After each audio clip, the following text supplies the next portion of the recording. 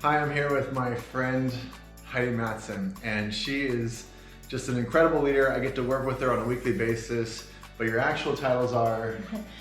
Director of Pastoral Health and Development for Friends Southwest, which is a denomination of churches, and by trade, I'm a marriage family therapist licensed in the state of California. So this channel is all about building great leaders. Thank you for being here today. And when we talk about leadership, mental health is a huge part of it, and we are learning on a weekly basis how important it is.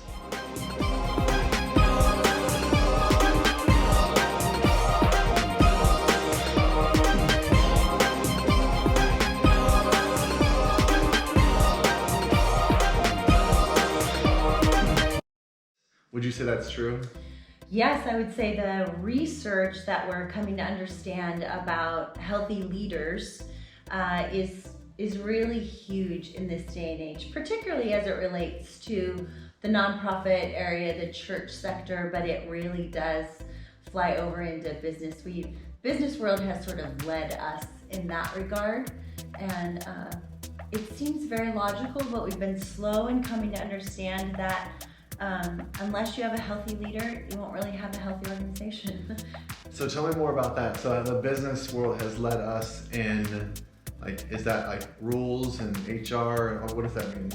No, I think that's so Peter Lencioni, John Maxwell, some other research that's being done even by Harvard and Google and all sorts of different inputs that are saying the mental health of your employees increases their performance or decreases their performance. Okay. And so even an organization that is totally structured around, do you serve my purposes, is still seeing the benefit of, if you are mentally well and I somehow as your employer support that and have infrastructure that supports that, benefits that support that, your performance increases, thereby increasing my profit.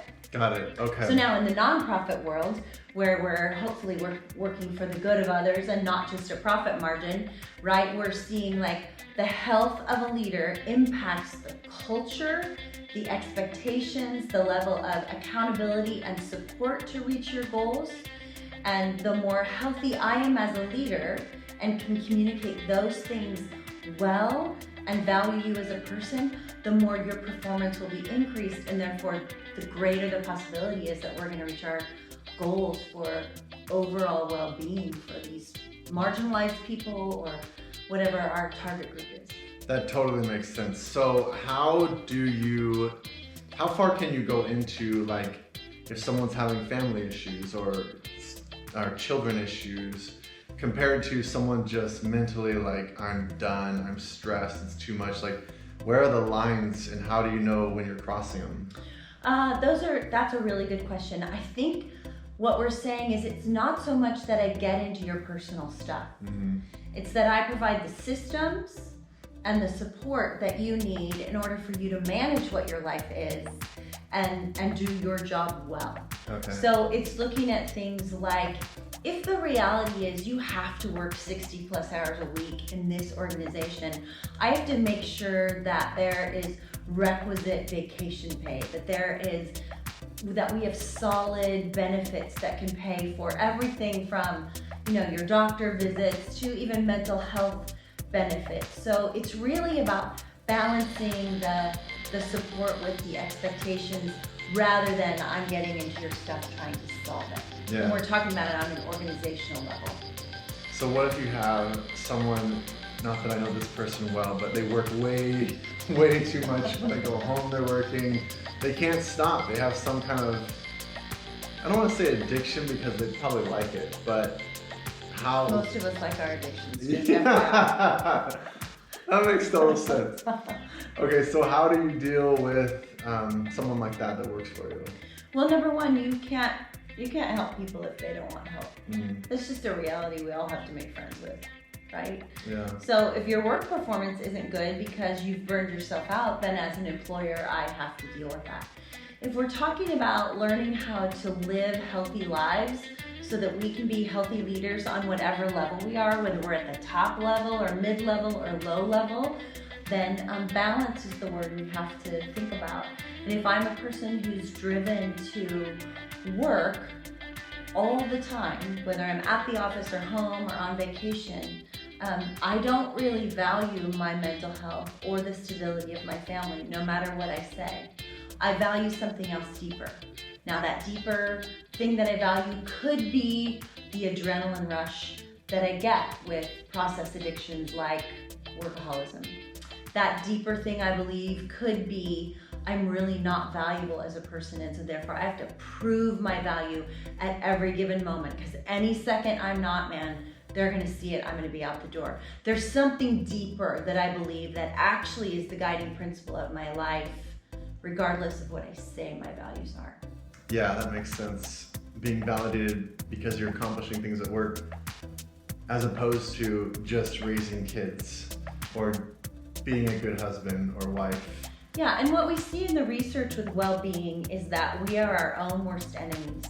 And one of the ways that we do that is that we choose a short-term reward that really makes our long-term goal much harder to get to.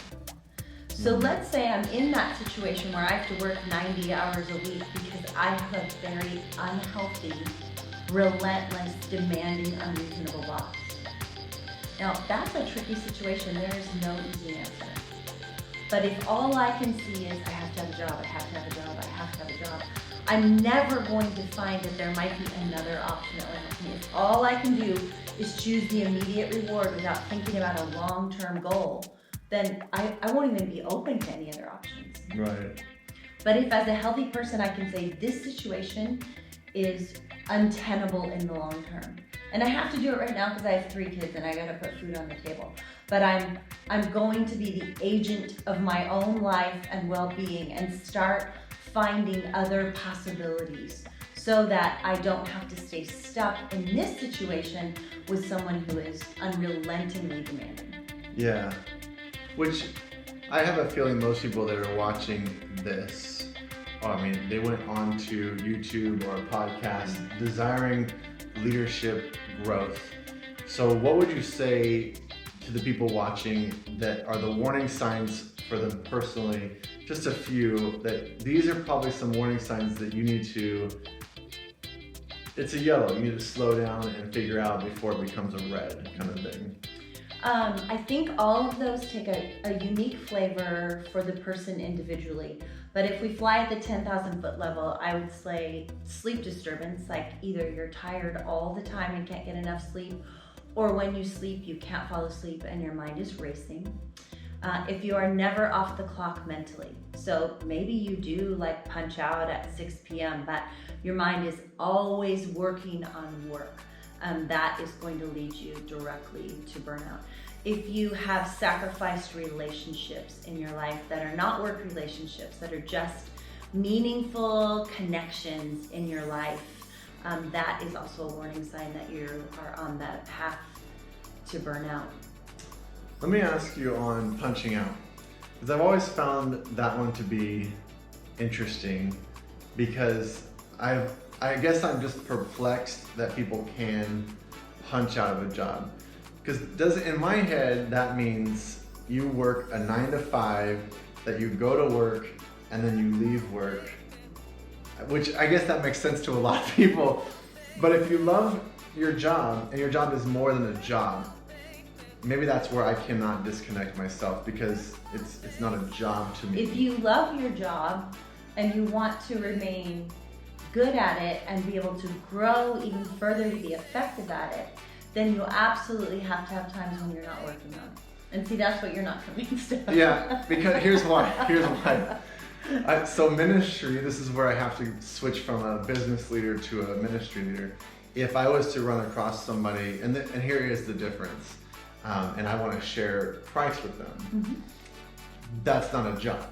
And so just finding a job for a pastor or someone in ministry is not sharing Christ, reading the Bible, spending time sharing with others, except there's this fine, weird line of some of it is part of the job. I don't know. I feel like when you punch in, punch out of a job, then it's just work. Well, leaders typically, since this is a leadership podcast, they hold the job differently, right? Yeah. It's not a place that they're just getting a paycheck. It's an investment of their intellect. It's an investment of their ideation. It's an investment of what they want to spend their life doing. But the point of punching in and punching out is that you have to have some time where you're punched out. Mm-hmm. Now, for a pastor, that's not going to be at 6 o'clock at night, but it has to be somewhere. Yeah. Because even Jesus left the crowds on the shore. He was the only one who could heal them. He was the only one who could heal them. None of us are the only one who can do anything. He was the only one who could heal them, and he left. And he went up on the mountain to pray, and he went to get away with his disciples, and he did that, it would seem, since we only have a 3-year window of his life, he did that on a pretty regular basis. Yeah. So there has to be a time at which I am not at work. Now, there are emergencies, there are crises, and we have to be available. We've chosen to be in people helping professions, whether Right. it's church or a nonprofit. But if you don't give yourself margin, then when those crises come, they're going to cost everybody, including you and your family. They're not going to just be someone else's crisis. So you have to have margin so when the crises come, you have something to draw from. So I think I just heard it, but what are some tips to make sure that we are fully mentally healthy, as healthy as we can be, if you will? What are some tips that we need to be continually doing? Before I give you a tip, let me say, one of the number one things that we see that describes a healthy leader is someone who's self-aware. So someone who has a growing sense of knowing their own proclivities, knowing their own strengths, knowing their own weaknesses, knowing what it's like to be on the other side of you. It's a super important question to ask yourself if you want to be a healthy leader. What is it like to be on the other side of me? And I'm not sure I want to know. Yeah, but see, that's self-awareness. That's the soil for becoming a healthy leader, is the more self-aware I am. The more self-aware I am, then the more I'm going to be able to track what my tells are when I'm approaching burnout. So for me, a tell is intolerance. Like when everybody is irritating me, I know, okay, I'm pushing a limit somewhere because I'm just not by nature. I'm a pretty compassionate, friendly, loving person. So when I'm intolerant, So how'd you figure that out? that's a tell. Self-awareness. Paying attention to the patterns of, okay, I felt this before and it's not normal for me. And the last time I felt it, oh, yeah, it's just like right now, I've said yes to everything and I've really been weak on what I say no to. I'm pushing my own thing. Okay. So being self-aware is sort of the baseline foundation. We have to start growing in our own self-awareness in order to recognize what our own individual tells are. That's really good, because even as I'm thinking right now, that's a ton of work. You have to really, really think about your personal self in most situations and then keep track how that's up and down. Yes. The other thing I will say though is that the most self-aware people have people in their life who help them understand them. Because the nature of a blind spot is I cannot see it myself. Yeah. That's why we call it a blind spot, right? I can't see it. I need you to say, hey Heidi, I love you, and there's this thing we have to talk about. Because I'm not gonna be able to see it on my own. And then I grow in self-awareness based not just on my own thoughts, but on your reflections as well, because I trust you and you're a friend in my life who's gonna be willing to tell me the truth. What would you call those type of people? Because I think that's one of the secrets of personal health. You have this type of person in your life. It's absolutely imperative, and it ought not be a secret. It's absolutely imperative that we have people in our life who are safe, who are reliable, who are willing to give us, these might sound like churchy terms, but go with me, grace and truth. There's a quote that says, grace and truth must walk together, for neither walks nobly alone. I need someone who's going to give me grace for my weaknesses and my mistakes and be understanding toward me, while at the same time calling me out and telling me the truth and not accepting a lesser version of myself, calling me to be that better version of myself. We need people who offer us those two things. And that necessarily means they're people we trust. And trust is built over time in a million small ways, as Brené Brown tells us. I really hope everyone caught that, because that could be the best leadership advice I've ever heard. And that sounds really dramatic. It does sound a little magnanimous. I've done about 10 of these interviews. That truly was probably the most important thing that I have heard anyone say. Okay, let's do this one last thing. You have a team under you. What are some warning signs that you see your team doing as a leader that you should be, like, that should be red flags? Conflict that is not managed in a healthy way. So conflict that stays conflicted and keeps the relationships ruptured, which means you're lacking unity and you're not really a team. You're just a bunch of people in a room. There's a total difference. Yeah. So is your team able to work together in order to achieve the goals you've set out? And that will necessarily mean conflict. So it's not the absence of conflict, it's the way we handle it. And does it move us to deeper levels of connection and unity so that we can be that much more effective? Yeah. Then anything from increased sick days, lack of productivity because people are tired and worn out and you might be asking too much of them. I had an administrative assistant once teach me the best lesson. I was working super hard in this job to prove myself. I had recently been made a single mom, and it's like, I need this job. I need a well-paying job. And so I was really increasing my productivity and trying to make sure I was doing a good job, and I just kept handing her things. Okay, we need to get this done. These are our goals, blah, blah, blah. And one day she came to my office and she sat down and she said, you've handed me 3 new things this week. So here's the list of things you've handed me in the last 2 weeks. You prioritize them for me and you take 3 off the list. And I was like, oh, okay. But it was such a good lesson because I wasn't tracking how much I was placing on her in my own need to achieve and secure my position and approval, and it was totally unfair.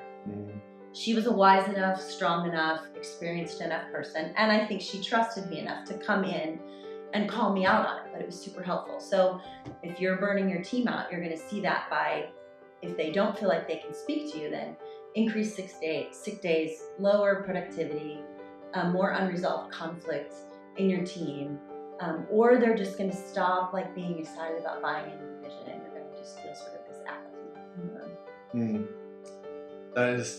That is really good. I was talking to someone today, and it was the same thing kind of happened. They said, I can't figure out why no one's getting excited about this new thing I brought to my team. And I go, let me ask you a question. How many times have you read a book and then you implemented that book with your team and they got all excited about it, and then you read a new book and then changed your kind of, he goes, well, a couple times a year. I go, so your team has learned that, all right, he's got a new idea, he's implementing it, but in less than 6 months we'll have a new thing going. And so they've no longer got excited about anything you're bringing towards them. So you have to like choose, are you going to go one direction and just stick with it, and then they'd be more excited. Yeah. That's really interesting. I would say another thing that we don't typically correlate with overall well-being and productivity, but they really are, is accountability. We tend to feel accountability as a constraint, like the way we're going to be measured. Accountability in its truest form is just a way for us to say, are we working well together? Are we achieving the goals? And if not, it's not make or break, you're going to be fired if we're doing it well. It's, what are the obstacles? What did we not foresee? Where are we maybe asking you to work outside your wheelhouse that we didn't realize? What are we learning? But accountability increases productivity, it increases people's freedom to use their best gifts, it increases overall team unity because it brings clarity. So accountability doesn't have to be, actually, accountability is not micromanaging. Sometimes those terms have been used interchangeably and they're totally antithetical to one another. Accountability is just a way that we measure, how are we working together? Am I suited for this job? What changes do we need to make? What are we learning in the process so that we can accomplish the goal that we have in front of us? That is awesome. This is Heidi Matson. She's amazing, a good friend, and also quite the professional. This has been Team Performance Coaching. If you would like more information about what we do, go to teamperformancecoaching.info and you can see it right there. Email us directly and we would love to partner with you in your mission, your ministry, whatever it is you're trying to accomplish to be a great leader. Thanks for watching. Bye.